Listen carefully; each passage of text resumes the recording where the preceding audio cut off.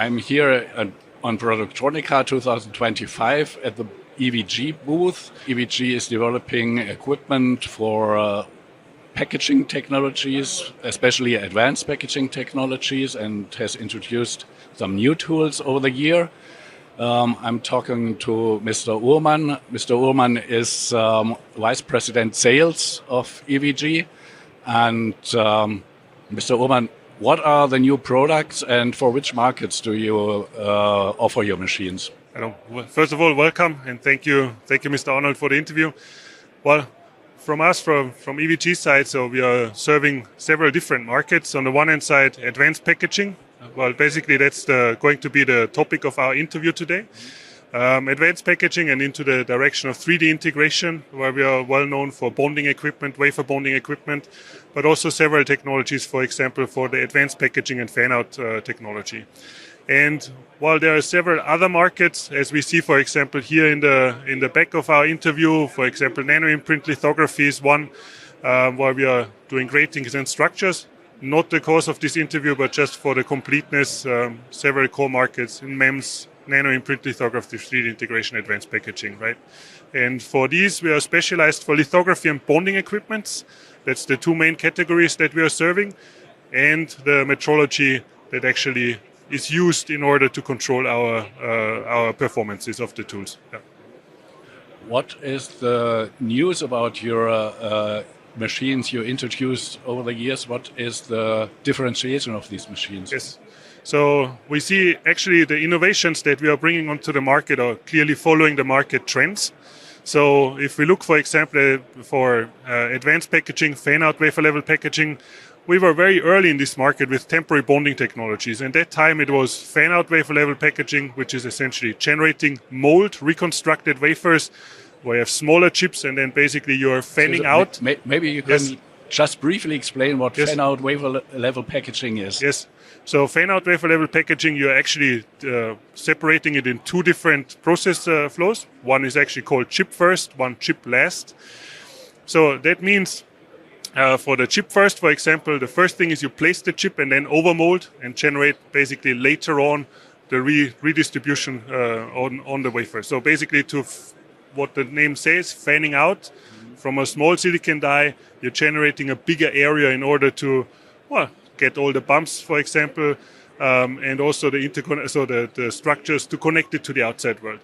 The second process flow is so-called chip last. That means you're starting with a carrier, and directly on the carrier you're actually generating the RDL, fine line RDL, more coarse RDLs in several layers, and then basically the chip is placed on top and overmolded. So it's two different approaches.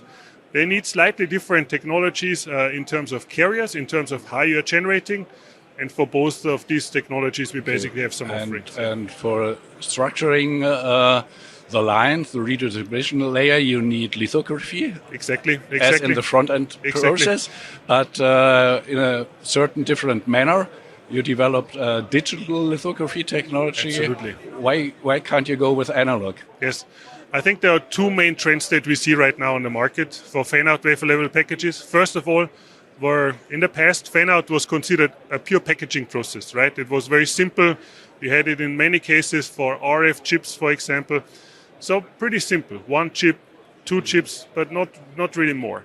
In the last years, we have actually seen a really fast advancement in terms of this technology. That was, if you consider in the past, you had interposers on silicon, for example. They were rather expensive for high performance. Now, the RDL, so fan-out wafer-level packaging, so you have also in higher performance compute chips, for example. And so if we look at higher performance compute chip application and requirements, it requires fine lines, and it is also rather big chips that you're actually generating, so rather large sizes. When you think about fan-out, how it's done, you always are dealing with molds, with polymers. So essentially they're undergoing a certain shrinkage during the processes. So if you overmold, basically the mold shrinks, the die placement is not perfect, but still you want to have a high interconnect structure. And that was one of the developments that we recently introduced with lithoscale. It's a digital lithography where essentially what we can do, that every wafer can be different. Every wafer can have a well, we don't care if it's a certain die layout or a certain die size. Essentially, what we are treating the wafer with is a 300 millimeter wafer, or even small panels like 310 by 310. And essentially, the full wafer is basically one reticle. So the maximum die size is on wafer, which is basically on the litho scale. We write that stitchless. So we have no stitches. The full wafer is basically with the same 2 micrometer line space resolution. The technology, we were already talking so a couple of years back when we introduced the first version of this tool. The first version of the tool was, well, it was still smaller. We brought it onto the market to really kind of feel, well, the response to this technology, and which was very good. Huh? And right now the development and what we have introduced is the high volume version called Lithoscale XT, which does 60 wafer, 300 millimeter wafer per hour. And we don't care if it's high dose, low dose, what are the layouts. And so that's giving the customers full flexibility in how they are building their packages and still running it with a high throughput, fully digital. Mm-hmm. What do you mean by digital? Well, digital for us means that essentially the customer plays onto the system a vector graphics design file of how the layout should look like. So they are rather compact. Huh? So vector graphics, in the end, it's a couple of 100 megabytes that you play per wafer. And then the system does everything, is integrated into the system. So we take the file, and then we compute the file, rasterize, and write the whole file onto the wafer, so the pattern onto the wafer. So there is nothing like a mask anymore. It is really stored everything on this in this digital file.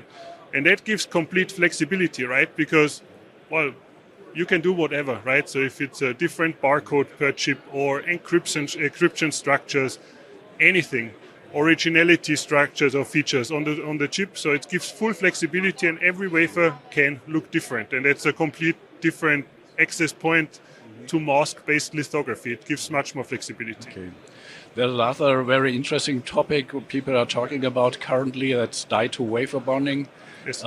Could you briefly explain what it is and Yes. what you are developing for equipment Yes. to serve this market? Yes. Probably first some introductory word to what basically hybrid bonding. I think that's basically where you're targeting in.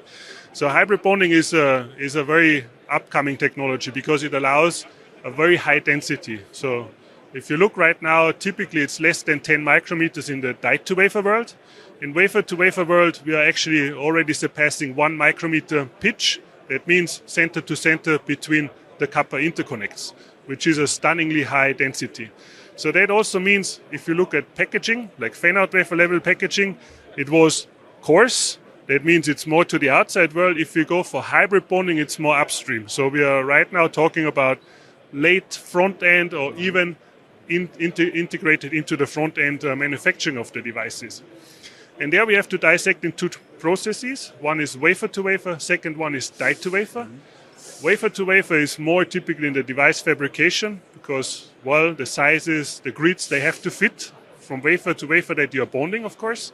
Once you look more into the packaging, like SoC, reconstructed chips, high-performance compute, that is then more in the die-to-wafer because you have a huge landing die, and then you are fitting basically smaller dies on top, which is hard to do on wafer-to-wafer processes right now. And for this, basically, we are serving both markets. On wafer-to-wafer, we are market leader with a very high percentage, well above 60% right now, that we're serving into the wafer-to-wafer market with very good overlay below 100 nanometers. Mm-hmm. On the die-to-wafer side, the technologies are very similar. Still, you have the same surfaces.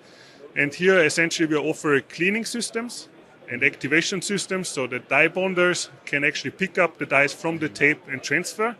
But how you treat the interface, how to activate the interface is really key in order to have a high yielding bond. That's basically one of the products we are serving. And then a second product that we just recently introduced to the market is actually a metrology system. The difficulty is between the dies when actually you place the dies. You want to know not just the placement accuracy, but also how the bond propagated, stretched the die during the bond. So you need more points. If you scale this up and you actually think about, you have 600 dies, for example, per wafer, But in order to get a really good information on how the bonds behaved, you need at least 4 points. So you're talking easily 2,400 measurement points per wafer. And there we actually developed a metrology system that does not actually move per point, but really scans the wafer fast in a very high resolution, fitting to hybrid bond overlay specifications. And in this means we arrive 15 wafer per hour. So it's a breakthrough that we can have 100% metrology of die-to-wafer bonding. So what's driving the market for wafer-to-wafer and die-to-wafer bond? Yes, so it's a little bit different access points. So die-to-wafer was getting very famous in terms of 3D SoCs. So if you think about how to reconstruct, how to have high-performance compute chips, that was actually one of the drivers, typically an AI application. If you look on the wafer-to-wafer market, the driving factors in this market were mainly are coming actually from advanced logic, how to manufacture logic, but then also in memory manufacturing. That's the biggest markets right now that are showing up for wafer-to-wafer manufacturing. So one really in how to produce the devices, that's more wafer-to-wafer, more upstream. Still, there are some packaging, or for example, for SOIC, there is also wafer-to-wafer bonding in it, but you always have to combine it between die-to-die and wafer-to-wafer. And I think that's the unique position with the offerings that EVG has, that we can serve both worlds, because everything is blending together right now in how to create the high-performance chips. So it's not just the bond, but it's also, for example, important processes like how do I generate efficient carrier technologies, how to transfer, how to reconstitute, how to build up systems. And I think that's the keywords, what they are. It's actually how to build systems and how to do this smartly. Yeah. So what's your prediction for the market development in the coming year for fan-out-Wafer-Level wafer panel technologies? Panel technologies, yes. Yes. So actually the interesting part is that wafer-level packaging was on 300 millimeter fully fine for the last years. Huh? So you had the chips, okay, they got bigger and bigger, but still it was a very efficient usage of a 300 millimeter wafer. What is cutting in a little bit right now into the market is that these HPC compute chips and AI accelerators, they are getting so big that the 300 millimeter is actually a format that is not fitting very well. So we talk about 6 dies per wafer, then even less, 3 dies per wafer. But the problem that is you have an active area in the center of the wafer, but still the edge needs to be processed as well. The problem that arises there is that now you need to fill, because the wafers will behave differently. So you need to basically have a lot of auxiliary structures and dies that are embedded in order to process 300 millimeters. And that's why actually I would say also this change in the industry starts right now to really have panels. Mm-hmm. And I think what is actually new is before it was always said, well, let's go to big panels already. But that's the wrong format for HPC because the chips easily 20 to 30,000 per die. Mm-hmm. So that's a very high risk. So in order to de-risk, we see now the rise of 310 by 310 millimeter panels. Mm-hmm. And the important part is here that a lot of the 300 millimeter equipment actually can be modified, updated to still capture 310 by 310. So you're still in the 300 millimeter world, but for panel. And that's a natural move for high performance packaging. Yes. I have seen that old flat panel display fabs are now used for panel level packaging. It's always a good try, absolutely. The main problem there is actually that these flat panel fabs, yes, they are used for glass, for example. They are equipped for glass, and 2G is basically a lot of the fabs are free. And these ideas are actually very valid, but still the fabs need to be updated with new technologies.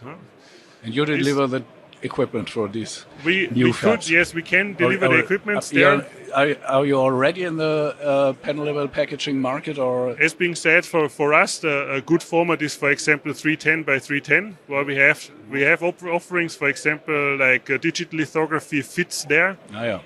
Because for us, if we are writing actually a wafer or if you're writing a small panel, it's basically pretty much the same. Doesn't make much difference. Mm-hmm. Nevertheless, if you actually look at bonding technologies and other things on a panel, it's a bigger change.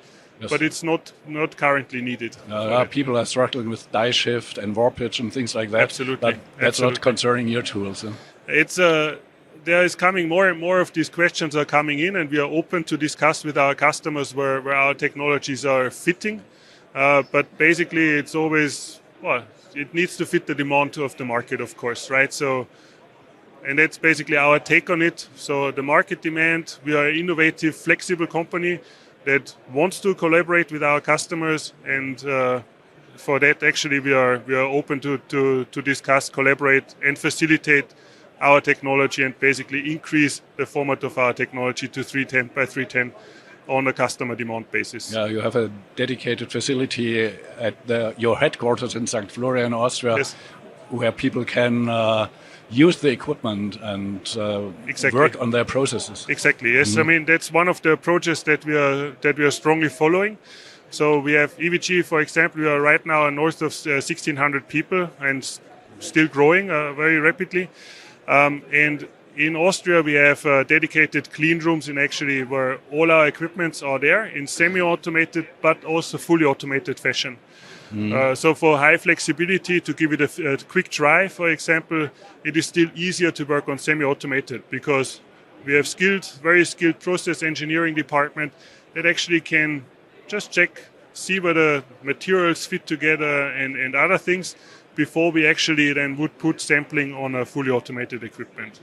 But both is basically feasible with all the technologies that we have discussed, from packaging, temporary bonding, lithography to hybrid bonding, die-to-wafer, wafer-to-wafer. It seems that advanced packaging markets are growing faster than the average packaging. Absolutely, yes, Yeah. yes. So yes. that's a place to be in. That's the place to be in right now because, before it was scaling was basically, giving the most of the performance gains was actually by making structures smaller, so scaling logic. And this is still true, right? But it slowed down over the years, right? Monolithic integration is not Exactly, anymore exactly, working, or yes. it's working slower Yes, than yes, predicted. exactly, And now yeah.